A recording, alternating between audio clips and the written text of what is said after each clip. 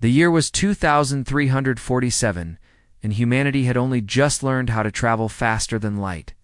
Earth was still a small and quiet world in the eyes of the galaxy. No one out there knew that humans existed. And humans did not know that they were being watched. Commander Lydia Grant was standing on the observation deck of the space station called Horizon's Edge. It floated in orbit around Earth. And from here, she could see the blue planet spinning slowly below. She loved this view. It reminded her why she had joined the space fleet in the first place. Her communicator beeped. She looked down at it and felt her blood turn cold. 12 massive ships had just appeared near Jupiter. They were not human ships. They were enormous, covered in strange symbols, and their weapons were already glowing with power. Lydia ran to the command center. Officers were shouting and screens were flashing red. No one knew what was happening. No one had ever seen ships like these before. Admiral Kevin Shaw was an old man with gray hair and tired eyes. He had spent 40 years in the fleet, and he thought he had seen everything. But when he looked at the footage of those alien ships, he felt something he had not felt in decades. He felt afraid. The transmission came through 10 minutes later. It was from something called the Galactic Council. The message was translated automatically by the alien technology. Every word was clear. The Council was a group of 17 ancient alien species. They had ruled the Milky Way galaxy for 50,000 years. They had laws and traditions older than human civilization itself. And one of their oldest laws was simple. Any young species that survived its own nuclear age must be destroyed before it became a threat. The message was not a warning. It was not a demand for surrender. It was simply a notification. Humanity had been scheduled for extinction. The process would begin immediately. Admiral Shaw listened to the message 3 times. His hands were shaking, but his voice was steady when he finally spoke. He ordered all human ships to defensive positions. He sent warnings to every colony in the solar system. He did everything he could in the few minutes, yet it was not enough. The alien ships moved faster than anything humans had ever built. They struck the mining colonies near Jupiter first. 10,000 people lived on those stations. They had no weapons, no defenses. They were just workers and their families. The stations vanished in balls of fire that could be seen from Earth. Lydia watched from Horizon's Edge. As the distant explosions lit up the darkness of space, she could not speak. She could not move. She just watched as 10,000 people died in an instant. But the Council was not finished. They moved to Mars next. The colony there was larger, with almost 3 million people living under the domed cities. The planetary defense grid fired everything it had at the approaching ships. Missiles and energy beams struck the alien vessels again and again. The Council ships did not even slow down. Their shields absorbed every attack without damage. They fired once, and the largest dome on Mars cracked open like an egg. The air rushed out into space, carrying people and buildings and everything else with it. 1 million people died in less than a minute. On Earth. President Maria Santos watched the destruction from the emergency bunker beneath Washington. She was a small woman with dark hair and sharp eyes. She had been president for only 2 years, and she had never imagined anything like this. Her advisors were panicking. Some wanted to surrender immediately. Some wanted to flee. Some were simply crying. Maria stood up and walked to the window. There was no window in the bunker, of course, but there was a screen that showed the sky above. She looked at the stars and thought about what the Council had said. They wanted to destroy humanity because humans were dangerous. Because humans had survived when they should have died. Because humans might one day become a threat. Maria turned back to her advisors. Her voice was quiet but firm. She said that the Council was right about one thing. Humans were dangerous. And now humanity would show them exactly how dangerous they could be. The United Earth government met in emergency session. Representatives from every nation watched the footage of burning colonies and dying children. They listened to the alien message that spoke of extinction like it was nothing more than paperwork. The vote was unanimous. Earth would not surrender. Earth would not run. Earth would fight. Admiral Shaw received his orders within the hour. He was to organize every military asset humanity possessed. Every ship, every weapon, every soldier. Everything would be thrown into this war. Kevin looked at his officers. They were scared, and he did not blame them. The enemy had technology far beyond anything humans had ever seen. Their ships were faster, their weapons were stronger, and they had been fighting wars since before humans learned to make fire. But Kevin had read human history. He knew what his species was capable of when pushed to the edge. He knew about the wars and the struggles and the countless times humanity should have been destroyed but somehow survived. He told his officers that the Council had made a mistake. They thought they were attacking a young and weak species. They thought this would be easy. But humans had spent their entire existence fighting against impossible odds. This was nothing new. This was just Tuesday. The first week of the war was a disaster. Human ships were destroyed by the dozens. Colonies fell one after another. The death toll climbed past 10 million, then past 14 million. But something strange began to happen. Human engineers studied the wreckage of a damaged Council ship and learned how their shields worked. Human soldiers captured an alien weapon and figured out how to turn it against its makers. Human scientists worked without sleep, driven by rage and grief, looking for any advantage they could find. Lydia Grant volunteered for a mission that everyone said was suicide.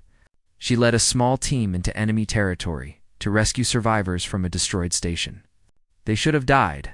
The Council ships should have found them and destroyed them. But Lydia was smart and fast and desperate. She flew through asteroid fields and used dead ships as cover. She reached the survivors and brought them home. When she returned, she found that she had become a symbol. People across Earth watched the footage of her rescue mission and felt something other than fear for the first time since. The war began, they felt hope, and in the darkness of space, the Council watched and waited for humanity to break. They had seen this before. Young species always fought at first. They always struggled and raged against their fate, but they always broke in the end. The Council was patient. They had time. They did not know that humanity was already planning something that would change everything. In secret labs and hidden bunkers, scientists were working on weapons and technologies that should have taken centuries to develop.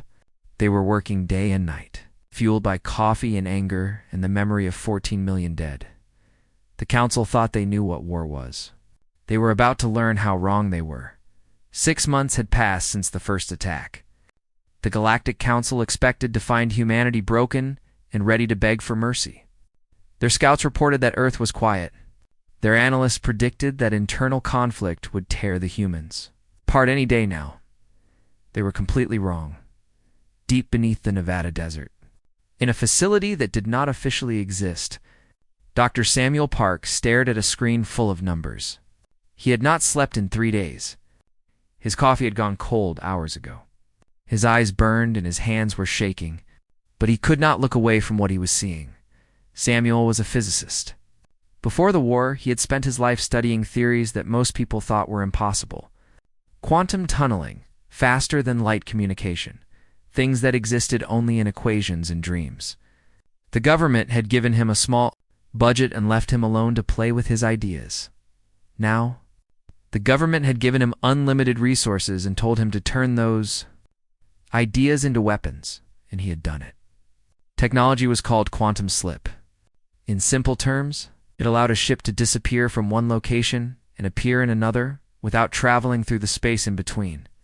There was no warning, no signal, no way to predict where the ship would appear. One moment the space was empty. The next moment, there was a warship ready to fire. Samuel called Admiral Shaw and told him what he had created. There was silence on the other end of the line for almost a full minute. Then Shaw asked how quickly they could install this technology on their ships. 3 months, Samuel said. Maybe 2, if they pushed hard. Shaw told him to push harder, while Samuel worked on his impossible technology. General Patricia Cole was building a new fleet. She was a tall woman with short gray hair and a face that looked like it had been carved from stone. She had commanded troops on 3 continents before the war, and she had never lost a battle. Patricia looked at the old human ships and shook her head. They were designed for exploration and defense. They were beautiful and elegant.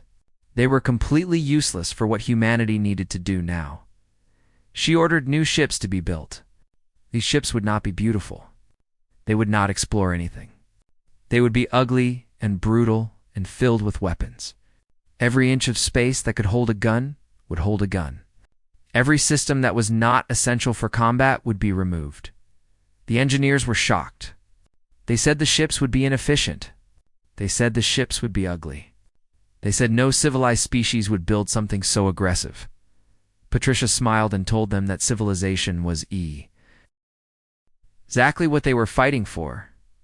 Colonel Nathan Price led a different kind of force. His soldiers did not fly ships or carry heavy weapons. They were small teams trained to slip behind enemy lines, destroy important targets, and vanish before anyone knew they were there. Nathan called them the Ghost Squadrons. The Council called them terrorists. Nathan did not care what the Council called them. His first mission was simple. A Council supply station in the outer solar system was feeding the enemy fleet. Nathan and his team of 12 soldiers approached in a ship so small it did not appear on enemy sensors. They docked with the station in the middle of the night cycle, planted explosives in the reactor core. It left before anyone woke up. The explosion destroyed the station and everything in it. The Council fleet had to wait 3 weeks for new supplies. In those 3 weeks, human forces rescued survivors from 2 destroyed colonies. Nathan considered that a good trade. Lieutenant. Commander Amy Russell was working on something different. She was studying the way the Council fought their wars. She read every report, watched every recording, and talked to every survivor she could find. What she discovered was interesting. The Council had rules. They had traditions. They announced their attacks in advance. They gave enemies time to surrender. They never struck at civilian targets without warning. They fought wars the way humans played chess, with clear rules and predictable moves. Amy wrote a new tactical doctrine. It threw away every rule the Council followed. Human ships would attack without warning. They would strike and run before the enemy could respond.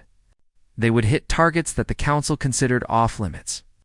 They would fight dirty and mean and without mercy. Some officers were uncomfortable with this approach. They said it was dishonorable. They said it made humanity no better than the enemy. Amy told them that 14 million people were dead.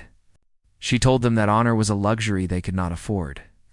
She told them that winning was the only thing that mattered now. Admiral Shaw approved her doctrine without hesitation. The first major counterattack came exactly 8 months after the war began. A Council supply depot in the Vega system had been operating without any security. Why would they need security? The humans were trapped in their own solar system, licking their wounds and waiting to die. Then 12 human ships appeared out of nowhere. They materialized around the depot like ghosts, their weapons already firing. The depot had no chance to send a distress signal. It had no chance to activate its shields. It simply ceased to exist in a ball of nuclear fire. The human ships vanished as quickly as they had appeared. Hi, Arbiter Zethro was the leader of the Galactic Council. He was ancient even by the standards of his species, with scales that had faded to gray and eyes that had seen empires rise and fall. He had ordered the extinction of 17 young species in his lifetime. None of them had ever fought back like this. He received the report about the Vega depot with something that might have been concern. One attack meant nothing. It was probably a desperate last strike from a dying species.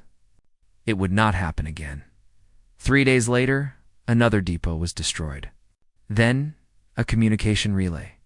Then a patrol ship that had stopped to refuel at what it thought was a safe. Location. Zethro called an emergency meeting of the Council. The other species were confused and alarmed. How are the humans doing this? How are they appearing and disappearing without any warning? What kind of technology did they have? No one had answers. The Council had ruled the galaxy for 50,000 years, and they had never seen anything like this. On Earth, humanity was finally beginning to feel something other than despair. The news of the counterattacks spread quickly. People gathered in public squares to watch the footage of burning enemy stations. They cheered when they saw Council ships fleeing from human attackers. Samuel Park.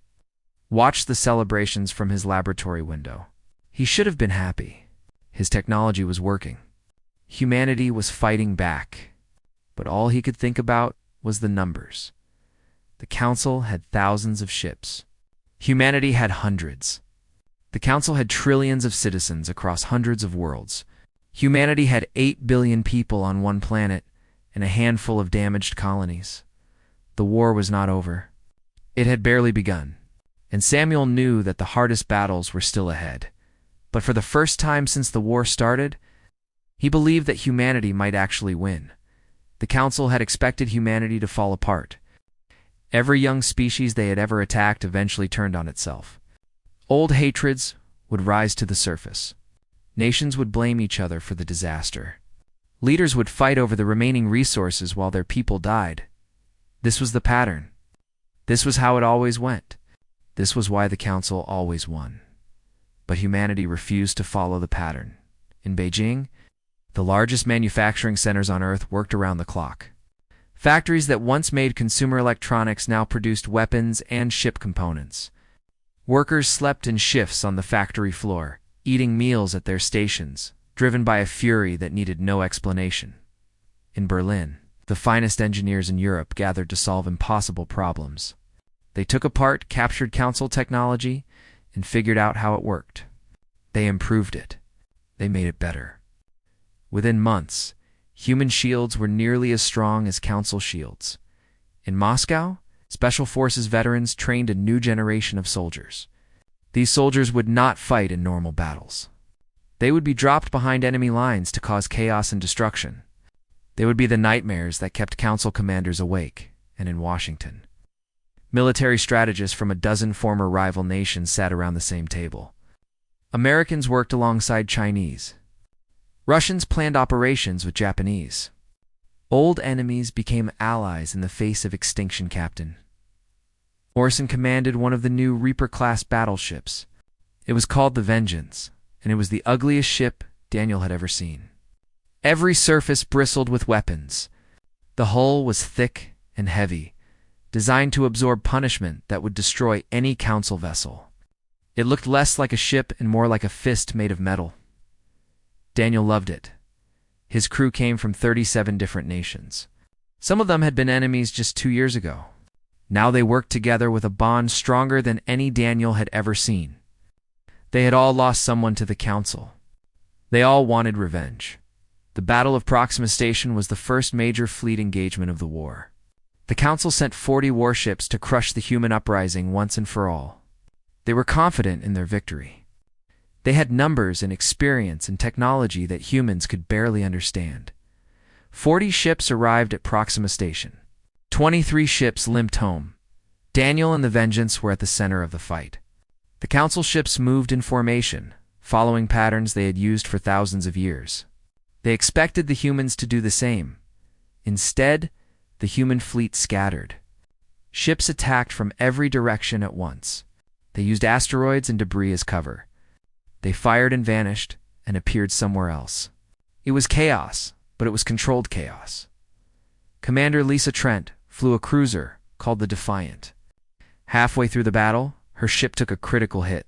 The engines were dead. The weapons were failing. The ship was drifting toward the enemy flagship with no way to change course. Lisa made a decision. She ordered her crew to the escape pods. Every single one of them. When the last pod launched, she was alone on the bridge.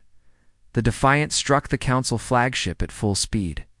The explosion was visible from Earth. Lisa ejected 1 second before impact. She floated in the wreckage, watching as 3 Council ships were consumed by the blast from their own flagship. Rescue teams found her 6 hours later, alive and smiling.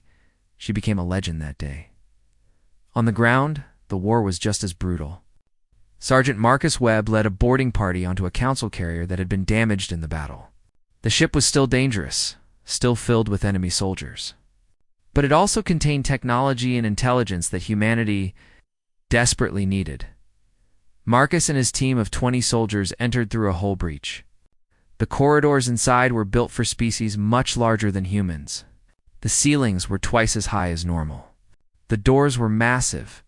Everything was wrong and alien. But Marcus realized something.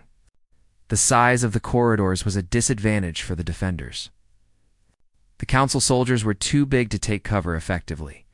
They could not hide behind corners or duck through small spaces. In the tight corridors of a damaged ship, humans were faster and harder to hit. The battle for the carrier lasted 14 hours. When it was over, 8 of Marcus's soldiers were dead. But the carrier belonged to humanity now. The galaxy began to whisper about humans. Stories spread from system to system, growing stranger with each telling. Some said that humans could not be killed. Some said that humans ate their enemies. Some said that humans were not truly alive at all, but machines built for war. None of these stories were true, but they were useful. Admiral Shaw encouraged the rumors. He wanted the Council to be afraid. He wanted them to question every shadow and jump at every sound. Fear was a weapon. Humanity had learned how to use it. High Arbiter Zethrel received reports from the front lines with growing alarm. His commanders were requesting reinforcements. His soldiers were reporting strange behavior from the humans. Some were refusing to continue fighting. One report stood out. A Council patrol had cornered a group of human survivors on a destroyed station. The survivors had no weapons, no ships, no way to escape. They should have surrendered. Instead, they charged at the Council soldiers with nothing but tools and bare hands. The patrol was destroyed. The humans died too, but they took their enemies with them. Zethrel read this report 3 times. He did not understand. Why would anyone choose death over surrender? What kind of species would throw away their lives for nothing? He began to suspect that the Council had made a terrible mistake. They had attacked a species they did not understand. They had awakened something that should have been left sleeping, but it was too late to stop now. The war would continue until one side was destroyed. On Earth, Lydia Grant was promoted to captain. She commanded a new ship called the Relentless. Her crew were all volunteers, people who had lost families to the Council and wanted to strike back. Lydia looked at her crew and felt a weight on her shoulders. These people trusted her with their lives. They believed in her. She could not let them down. She gave them a simple promise. She would lead them into battle.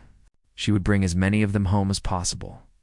And together, they would make the Council pay for every single life they had taken. The crew cheered. And somewhere in the depths of space, the Council fleet was waiting. The real war was about to begin. 2 years had passed since the Council first attacked Earth. In that time, everything had changed. The Council had started this war expecting an easy victory. They had destroyed young species before. It usually took a few months at most. The targets would fight briefly, then surrender, then disappear from history.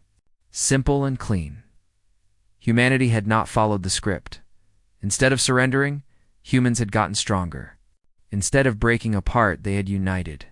Instead of dying quietly, they had become the most dangerous enemy the Council had ever faced. And now, for the first time in 50,000 years, the Council itself was starting to crack. The Telrani were a species of traders and merchants. They had joined the Council centuries ago for protection and access to markets. They had voted for humanity's extinction because that was what the other Council members wanted. They had not really thought about what it meant. Now they were thinking about it very carefully. The war was costing enormous amounts of money. Trade routes were disrupted. Ships were being pulled from commerce to serve in the military. Profits were falling. And the humans showed no sign of stopping. The Telrani ambassador secretly contacted Earth's diplomatic corps. He said that his people wanted no part of this war anymore. They would withdraw their ships and refuse to help the Council. In return, they wanted a promise that humanity would trade with them after the war ended. Ambassador Christopher Lane received this message with careful interest. He was a patient man with a gift for understanding what people really wanted. He knew that the Telrani were not acting out of kindness. They were acting out of self-interest. But that did not matter. What mattered was the crack in the Council's unity. Christopher sent back a simple response. Humanity would remember its friends, and it would remember its enemies. The Telrani understood. They began quietly pulling their ships back from the front lines. Admiral Shaw saw the opportunity. The council was weakening. Now was the time to push harder. He gathered his commanders for a meeting. Lydia Grant was there, now one of his most trusted captains. Daniel Morrison, attended by video link from the Vengeance. Nathan Price sat in the corner, silent and watchful. Amy Russell presented the tactical analysis. The plan was ambitious. They called it Operation Reckoning. For 2 years, humanity had been fighting a defensive war. They had struck at supply lines and outposts. They had made the Council bleed. But they had never directly threatened the Council's homeworlds. That was about to change. The target was Varathi Prime. This was the homeworld of the species that had discovered humanity and recommended their extinction. 3 billion Varathi lived there, protected by the strongest planetary shields in the galaxy. No enemy had ever reached Varathi Prime. No enemy had ever dared to try. Humanity dared, Captain. Morrison led the assault fleet. 50 human ships emerged from quantum slip directly above the planet. The Varathi defenders scrambled to respond, but they were too slow. Human weapons had been improved with captured Council technology. They punched through the outer defenses in minutes.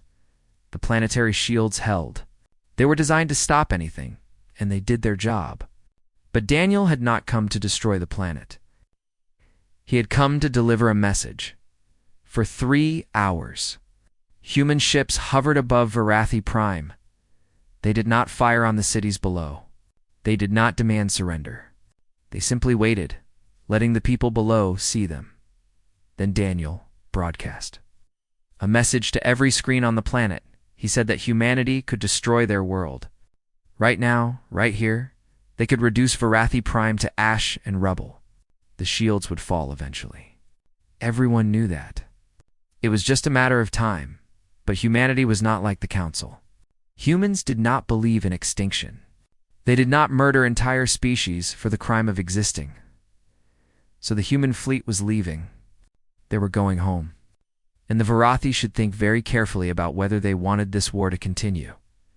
Then the fleet vanished, disappearing back into quantum slip as quickly as they had arrived. Hi.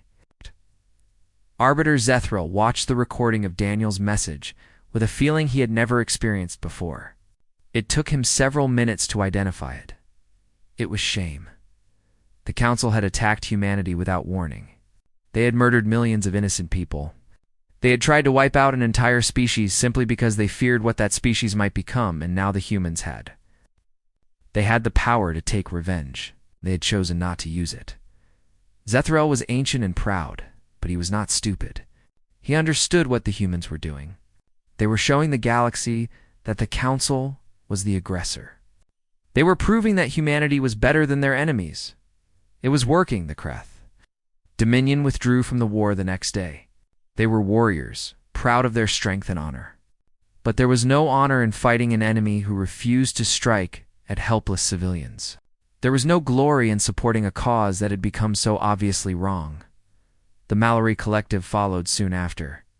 They were scientists and philosophers, and they had always been uncomfortable with the doctrine of preemptive extinction. Now they had an excuse to oppose it openly. The Council was falling apart. Species that had stood together for thousands of years were questioning their alliance. Old rivalries were resurfacing. Old doubts were becoming louder. On Earth, people watched the news with growing hope. The enemy was weakening. Victory was becoming possible. But the war was not over yet. Zethriel gathered the remaining loyal Council members. He was desperate now, and desperate people do dangerous things. He proposed a final assault on Earth itself. Everything the Council had left would be thrown at humanity's home world. If Earth fell, the humans would have nothing left to fight for. Some Council members agreed, others refused. The vote was close, closer than any Council vote had been in centuries. In the end, the assault was approved. The Council would gather its remaining fleet and strike at Earth directly. It would be the largest battle in galactic history. Admiral Shaw received intelligence about the coming attack from the Telrani ambassador. He had 2 months to prepare. He looked at the reports and felt the weight of 8 billion lives on his shoulders. If he failed, everyone on Earth would die. His family, his friends, everyone he had ever known, he would not fail. The preparations began immediately. Every ship was recalled. Every weapon was loaded. Every soldier was briefed. Earth itself was transformed into a fortress, with defense platforms and weapon satellites covering every approach. Humanity was ready for the final battle. The Council fleet arrived at the edge of the solar system. On a cold morning in March, 300 warships, the largest force assembled in 10,000 years. They came to end the war once and for all. They came to finish what they had started. Admiral Shaw watched them approach from the command center on Earth. His face was calm, but his heart was pounding. Everything depended on the next few hours. The human fleet was smaller. Only 150 ships stood between the Council and Earth, but every single ship was crewed by people who would rather die than surrender. Every S. Ingalls ship was armed with weapons that the Council had never seen before. The battle began at noon. The Council fleet advanced in perfect formation, just as they had done for thousands of years. Their commanders were confident. They had numbers and experience on their side. This would be difficult, but they would win. They were wrong. The human fleet scattered as soon as the shooting started. Ships darted in every direction, using asteroids and debris as cover. They struck at the Council formation from all sides, appearing and disappearing like ghosts. The careful Council formations fell apart as commanders tried to track enemies that would not stay still. Captain Lydia Grant led a squadron of fast attack ships. They targeted the engines of the largest Council vessels, crippling them and leaving them drifting in space. She lost half her ships in the first hour, but she kept fighting.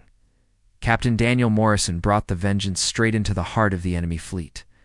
His ship took hit after hit, but it refused to die.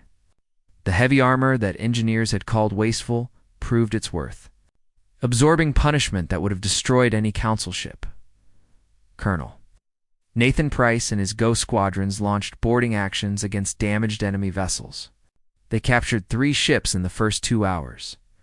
Turning their weapons against their former owners, the battle raged for 6 hours.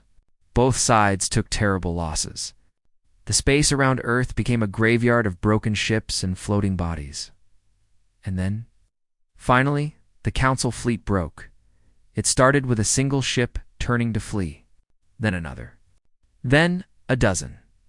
Within minutes, the entire Council formation was in retreat, the ships jumping too faster than light speed and vanishing into the darkness. The humans did not pursue. They were too exhausted, too damaged. But they had won. On Earth, people poured into the streets. They hugged strangers and cried with joy. After 2 years of fear and death, the nightmare was finally over. But Admiral Shaw knew that winning a battle was not the same as winning a war. The Council still existed. They still had ships and soldiers and worlds. If humanity wanted true peace, they would need more than military victory. They would need the Council to admit defeat. The negotiations took place on a space station in the Tau Ceti system. It was neutral ground, far from Earth and far from any Council world. The station had been built specifically for this meeting, and it would probably be abandoned as soon as the talks were over. President Maria Santos led the human delegation. She had aged a decade in the past 2 years. There were lines on her face that had not been there before, and her hair had gone gray at the temples. But her eyes were still sharp. Her voice was still strong. Across the table sat High Arbiters Ethrel and the remaining Council representatives. They looked defeated. Some of them could not even meet the eyes of the humans they had tried to destroy. Maria presented her terms. They were not negotiable. First, humanity would be recognized as a sovereign power with full rights in the galaxy. No one would ever threaten Earth again. Second, the Council would pay reparations for the 14 million people killed in the initial attacks. The money would go to the families of the victims and to rebuilding the destroyed colonies. Third, the doctrine of preemptive extinction would be abolished forever. No species would ever again be destroyed simply for existing. The Council representatives listened in silence. They had expected harsh terms, These were harsh terms, but they were not impossible. Then Maria added one more demand. This was the one that truly mattered. She wanted the Council to publicly acknowledge that their attack on humanity had been wrong. Not just a strategic mistake. A moral failure. She wanted them to admit before the entire galaxy that they had tried to commit genocide and that they had failed. Zethral's scales turned pale. This was humiliation beyond anything his species had ever experienced. The Council had never apologized to anyone. They had never admitted wrongdoing. To do so now would shatter their reputation forever. He looked at Maria and saw no room for compromise. She would accept nothing less. The document was signed the next day. Zethral's hands trembled as he wrote his name. The other council representatives followed, one by one. The broadcast went out to every world in the galaxy. Trillions of beings watched as the most powerful organization in known space admitted that they had been wrong, that they had tried to destroy an innocent species, that they had failed. 5 years later, the galaxy was a very different place. Humanity held a permanent seat on the newly reformed Galactic Assembly. The old council was gone, replaced by a more democratic organization where every species had a voice. The doctrine of preemptive extinction was not just abolished but actively condemned. Dr. Samuel Park's quantum slip technology had been shared with trusted allies. Species that had lived in fear of the Council for millennia suddenly had the means to defend themselves. The balance of power shifted permanently. Admiral Shaw retired to a small house on Mars. He spent his days gardening and reading and trying to forget the things he had seen. Sometimes young officers came to visit, hoping to learn from his experience. He always welcomed them, though the conversations often left him tired. Captain Lydia Grant took command of Earth's first exploration fleet.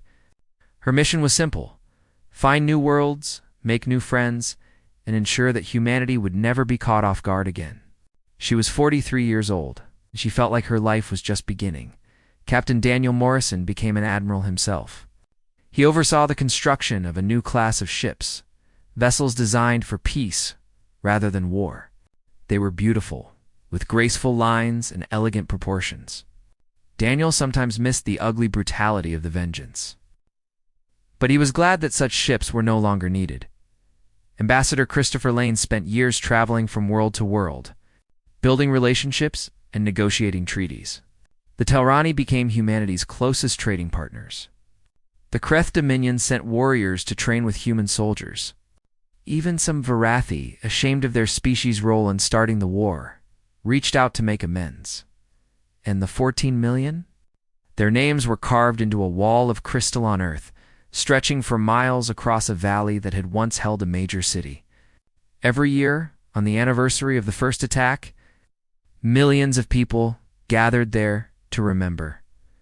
President Santos retired after her third term. In her final speech, she spoke about what humanity had learned from the war. She said that strength was important, but mercy was more important still. She said that humanity had proven itself worthy of survival by choosing not to become the monsters they had fought. High Arbiter Zethral lived for another century after the war. He spent those years in seclusion, refusing to speak to anyone about what had happened. Some said he died of shame. Others said he simply could not bear to see the new galaxy that had risen from the ashes of his council. The truth was simpler. He died knowing that he had been wrong about humanity.